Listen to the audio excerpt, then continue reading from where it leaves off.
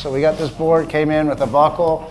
It looks like it goes over a few inches over here. Buckle goes across like this. So what we're gonna do is prep it like a triangle going each way. So you can go about 6 inches on each side of the buckle. And then we're gonna open it up here.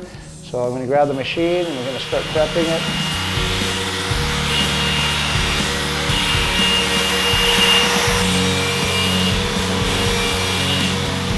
Basically got that side done. It didn't have to be open because it's just a crease.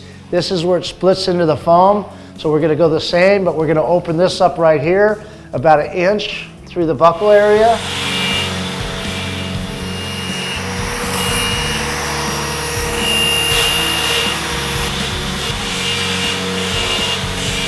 When it splits like this, it goes into the foam and it creases along here. So you need to get that opened up so you don't have a separation, and there could be water right in the edge there, so you want to make sure you open it and dry it out.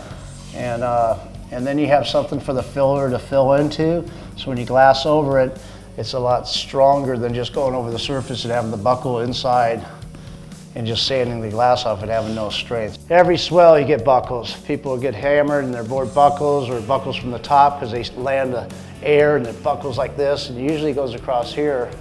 But this one must have got hit by the lip like this, so it buckled this way. So you can see from the color, because it's not as blended in like the white, took the whole crease out, and then it goes into the bottom there.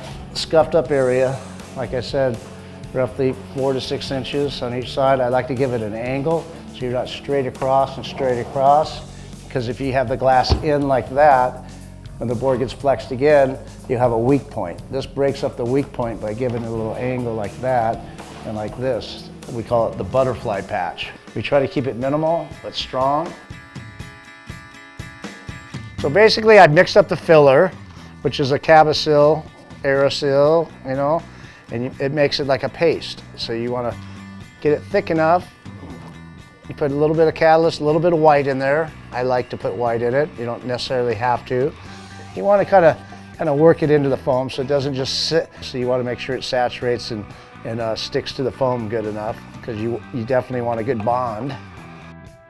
You want to put a little dip in it when you put the filler in, so the glass fills below the surface and the multiple layers of glass builds up, so that when you sand it, you have the glass where the dip is. That's where your strength is. A little acetone on a rag and wipe off around the edges so you don't have any filler on the board. Yeah, you want to just keep the slop off, you know, so you tape it off. So when we cut the glass and lap it, it doesn't get all over the board. We do a lot of recycling here. So when we get the glass, it looks like this. So what we want to do is cut the first little one to go over the filler. Then we'll go a little bit wider to go over the whole thing. And this is where most of the repair is, so it needs a little more strength here and a little less here. So it's a little angled, maybe it's a little offset, but it's not going to add that much weight to change it up a little bit. A little bit of change breaks up that straight line, so when you get torque the next time, you don't have that straight line, it creates a straight break. This was 6-ounce glass. It's a little thicker than the 4-ounce.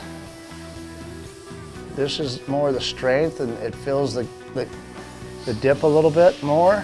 And then the 4-ounce lays out, and it's a little less weight, and the hot coat on it's thinner too. It doesn't fill up the 6-ounce weave. So we like to do the last coat. I usually do about 2 to 3 layers. Okay, so we got the squeegee, we've got the resin, and we've got the brush.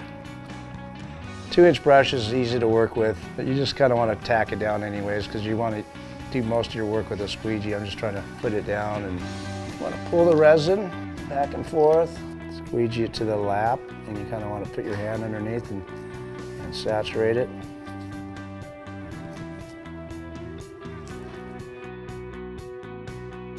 Make sure there's no bubbles in it, squeegee it out, pulling the glass down real tight. You don't want to have any resin between the board and the glass. If you puddle it and leave too much resin, then you're losing the strength. You're not going to make it look perfectly matching because you got multiple layers of glass. That's got one layer, this has got three on it. So that's why when you look at it, there's a discolor, and people don't understand that. They go, what's this? That's your extra strength. Okay, so now we mixed up another batch of resin with a little surfacing agent in it. That creates a sanding resin. So you just want to brush it on as thin as you can. You don't want to add a bunch of weight. And this is just to fill in the weave of the lamination coat. Do it the other way. You come underneath here. So basically that's the hot coat, sanding coat. Let it settle a little bit. You don't want a bunch of brush marks. Let that go off, and then we'll trim the glass off of it, and then it'll be ready to bring to the sanding room. A fresh razor blade, usually you want to get it when it's gelled, when it's a little bit soft in the process of going off. You'll flip it over and you lift up on the tape like this, and you'll trim the glass off. You pull the tape with the glass and it'll peel up like that. You can clean it up a little bit with the razor blade to make it easier. If you're in a remote spot with no power, no sanders, you can just trim it with the razor blade, and you can almost basically wax it and ride it like this. Okay, I just put the sandpaper on, the sticky sandpaper.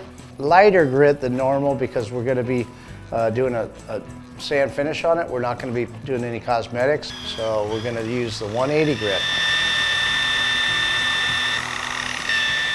So what I did right there is just taking that ridge off where we laminated it so it's smooth. I'm going to do the same on the other side, and then I'll blend it in to get all the bumps out of it. You want to sand it as little as possible without sanding all the strength off of it from the layers of glass. So basically we sanded pretty flat here. Continue on this side, and then I have to do the rails, and then you can hand sand it, and we'll use our sanding block to hand sand it.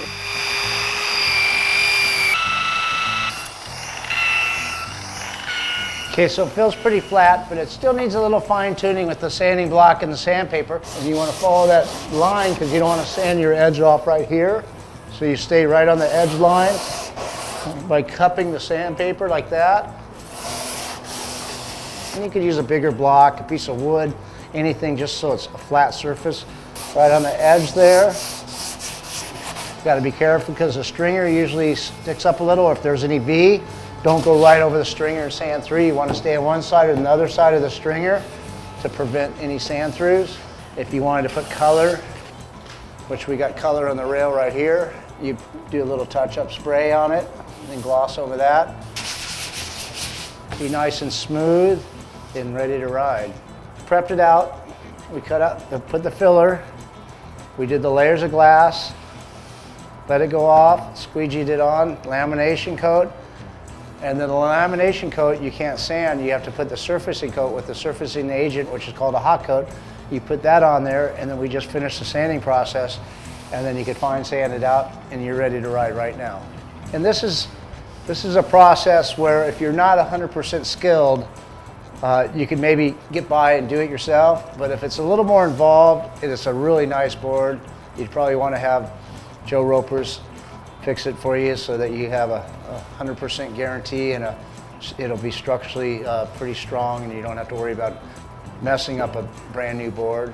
Do your home repairs on your junk boards, do your good repairs through a professional like myself, and that's our advice for the day.